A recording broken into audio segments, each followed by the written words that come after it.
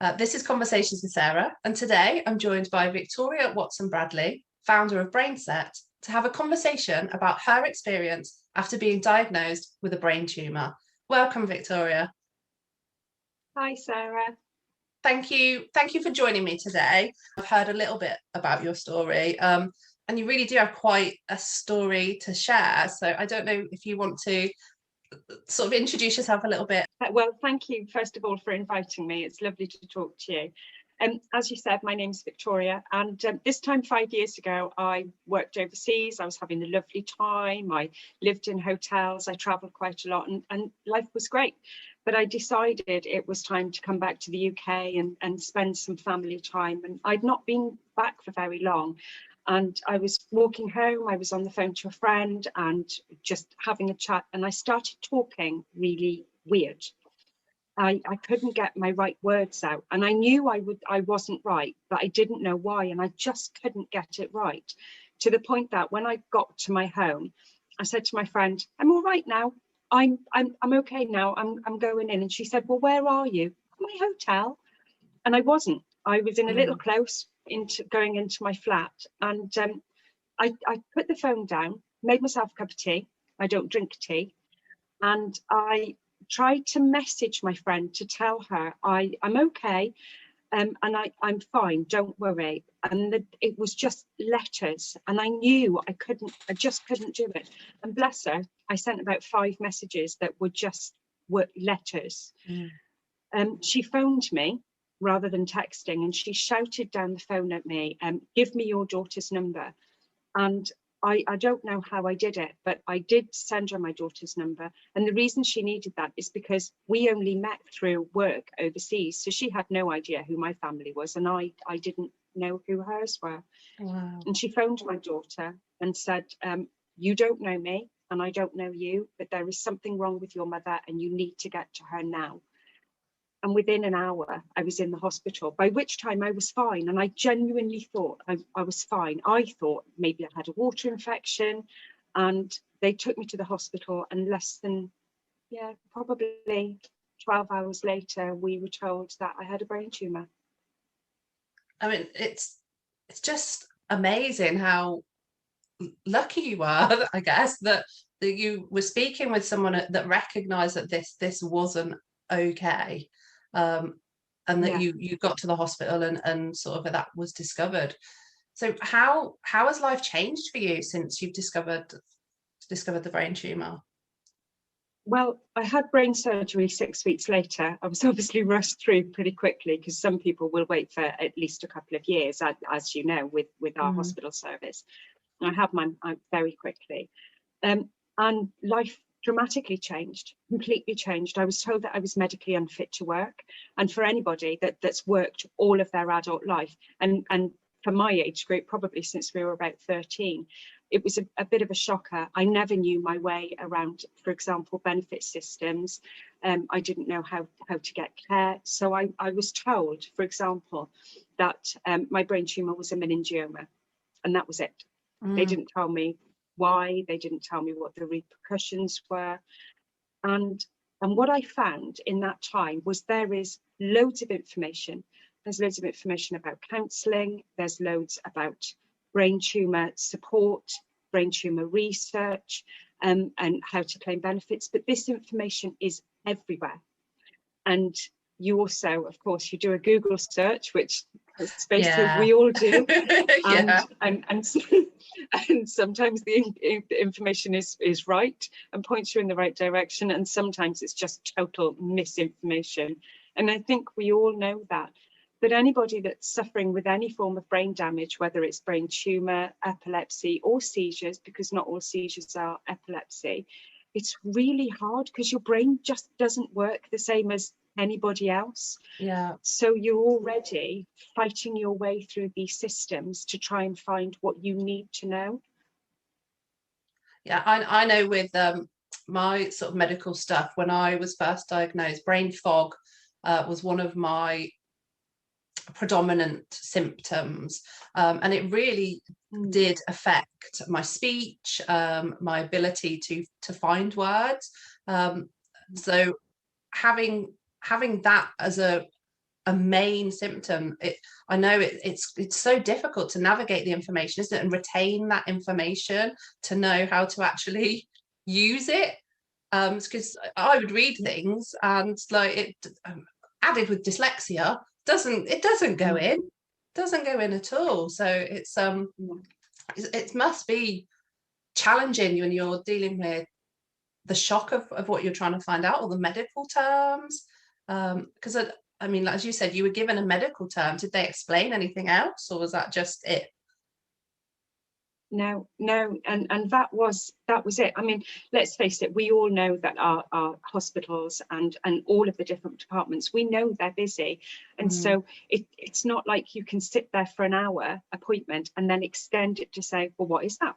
Yeah. Why is it there? How did it get there? What's it going to do? Is it benign? Am I going to die? So you find these things, and like I said, there is loads of information, but it's everywhere, and we get brain fog. My memory is shocking. I have to write everything down, and I've taken to using highlighters of different colours, and I know if I haven't done something, it's one colour. When I have done it, it's another colour, and so you have to get everything in one place, and that's the thing about the app. So it's literally, getting all of this information that anybody with epilepsy, seizures or brain tumours, everything that they need, lots of links. It's most certainly, I am not an expert, not in the slightest, but I know where to go. So the app will get all of this information and all of the links and just put it into one very easy to use place, so that you as a patient, there's lots of different names for it and we don't like any of them, do we? But just to get everything and just put it all in one very easy to use place. Yeah, and this is the BrainSET app that you're talking about, isn't it? That you've designed with a team.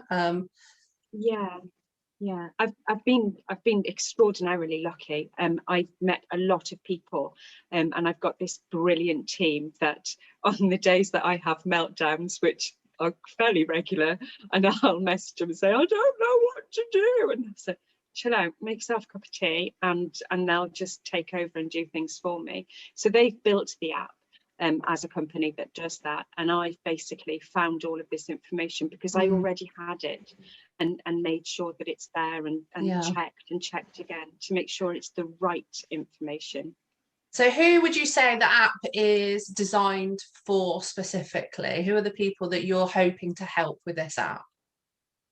Okay, basically anybody that has a brain tumour, epilepsy or seizures, but also their friends, their families, their carers, because again, as most of us know, when I discovered I have a brain tumour, it didn't only affect me, it affected my grown-up daughters, it changed their lives.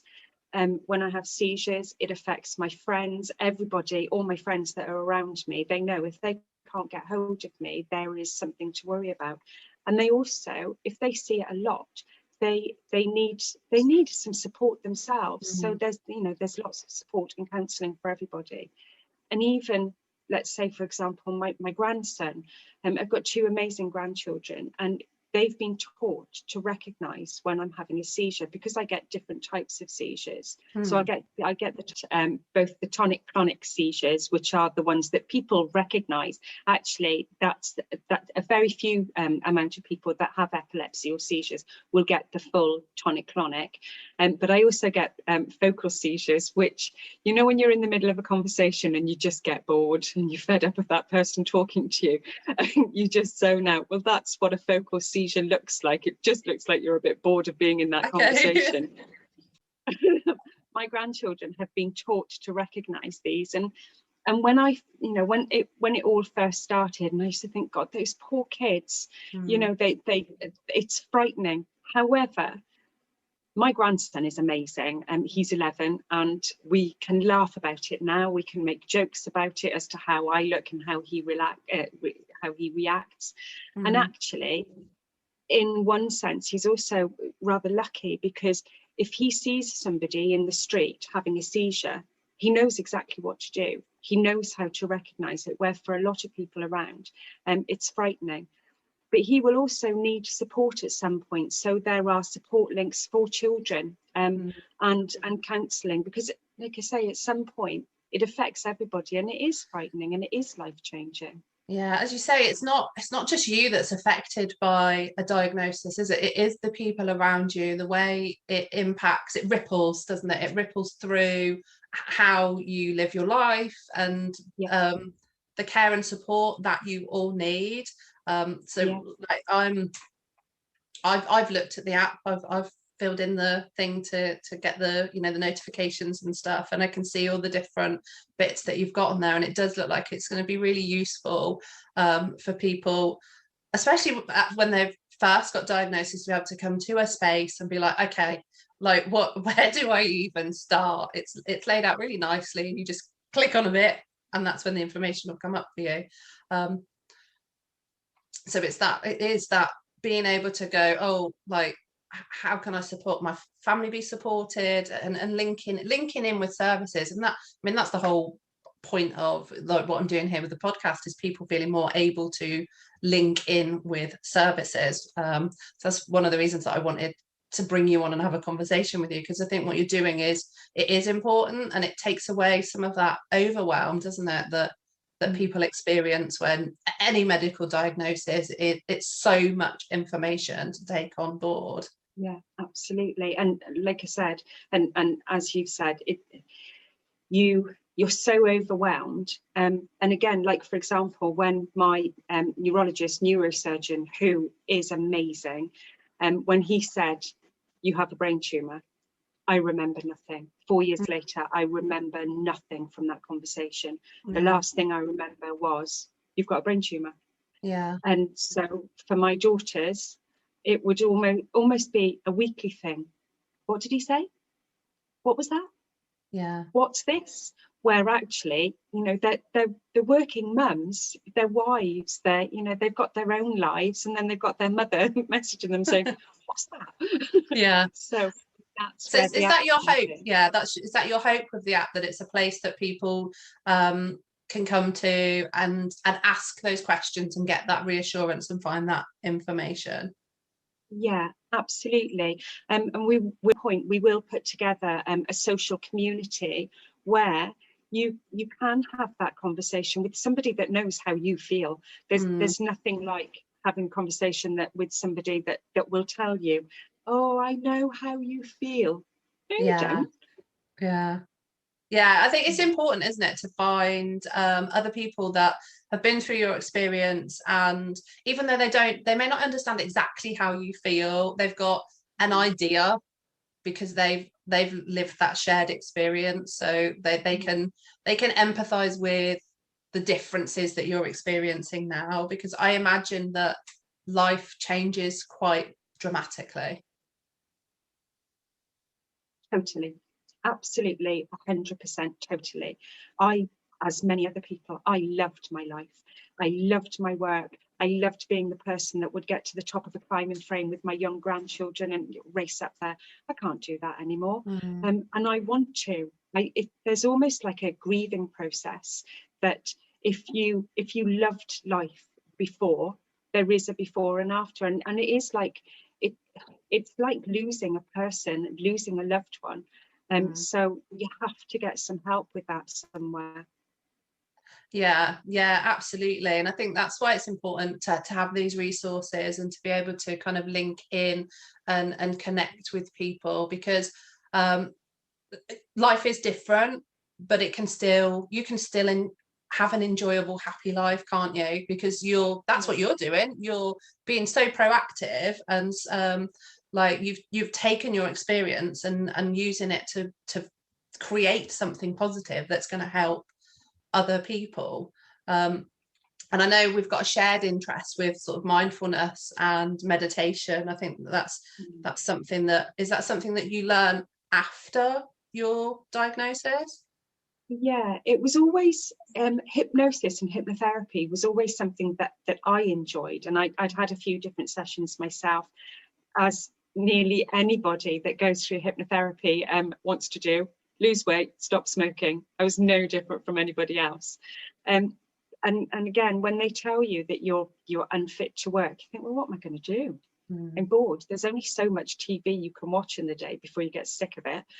And so I thought, well, I might as well use this time. So I studied meditation and mindfulness. And actually, I found that it really, really helped me. And I'd never really heard of it before. Yeah, I mean, it's something I use daily, and something that I use in my business as well. And it for people, no, for everybody, there's a benefit to mindfulness and meditation. But I think even more so when people are managing big changes in life or health conditions, being able to get into that quiet space is absolutely invaluable, isn't it? Oh, totally. There's the thing, and obviously, you know, it's what you do, it's part of your business. Mindfulness is just something that you focus on and do something about it, almost, and tell yourself, well, actually, it's all right. It's all right to have a day where you feel like rubbish. I mean, we both have our own health issues, and there are days when you just want to curl up in a little ball underneath a blanket and cry. And actually, rather than feeling sorry for yourself about this, accept that day, and know that tomorrow you can move on. And yeah, that's it, isn't it? It's sort of that knowing, once you've moved through that grieving process, and you've got to a place of acceptance of where, you know, life is different, and that's okay. And some days it is hard managing symptoms, dealing with the stuff that you need to deal with, but it's okay. It's kind of okay to have a sad day. It's okay to feel a bit about things, but that doesn't mean that tomorrow has to be a sad day as well. And you can make a choice to sort of move forward in a different energy space. Yeah, totally. And it is that. So I know that before I took on the mindfulness and meditation as well, is that you think, oh, it's Tuesday, I feel like rubbish, I'm going to have a rubbish week. And actually, you don't have to. It's getting up the following morning saying, right, okay, I'm okay today. Everything's all right. Yeah, absolutely. So if someone's listening now who's newly diagnosed, is there any advice that you would give them, or any suggestions that you would is there something that you would have wanted to hear after your diagnosis that you would like to pass on to other people? I think the absolute first thing that I wanted to know when I got home after that hospital appointment is, what is that? What does that mean? What is a meningioma? What is a benign tumour, a myoblastoma? What is it? And so there will be a link, or there is a link in the app that will take you to, there's 2 different information centres that will give you the absolute right information. So brain tumour support and brain tumour research, they both have pages that will give you exactly that information and the right information. So kind of go to the places that are the experts that know what they're talking about. Try and avoid too much Googling, because I can imagine that you get a lot of misinformation and a lot of quite scary stuff that actually you don't need to be reading or taking in at that point in time. Yeah, absolutely. And again, exactly the same thing with epilepsy, because if I describe to somebody in a supermarket, I have epilepsy, and it has happened to me, I have epilepsy, they say, oh, well, you're going to fall on the floor and you're going to fit. No, I'm not. Not necessarily. I might, but no, I'm not. And that's terrifying, because nearly everybody that you talk to that's never seen epilepsy or seizures before, that's what they expect. And that's not, that is not the case. No, it's what we see in the media, isn't it? And it's our like, I know for me it is my only experience of epilepsy, and of witnessing that. We don't know that there's all this different stuff. I know you gave me some statistics when we met before, and I don't know if you know them off the top of your head, because I was quite amazed by them. I do. More than 1 in 20 people will have an epileptic seizure at some point during their lifetime. and more adults under 40 and children die from a brain tumour than any other cancer. And so you will be standing next to somebody. I've spoken, let's hear an example, that nearly everybody I've spoken to, when I tell them I had a brain tumour, they will tell me they know somebody that had a brain tumour. And likewise, exactly the same, if I tell someone that I have seizures or I have epilepsy, nearly everybody I speak to will either say, oh, me too, or my sister had that, my auntie had that, my next door neighbour, my mate in school.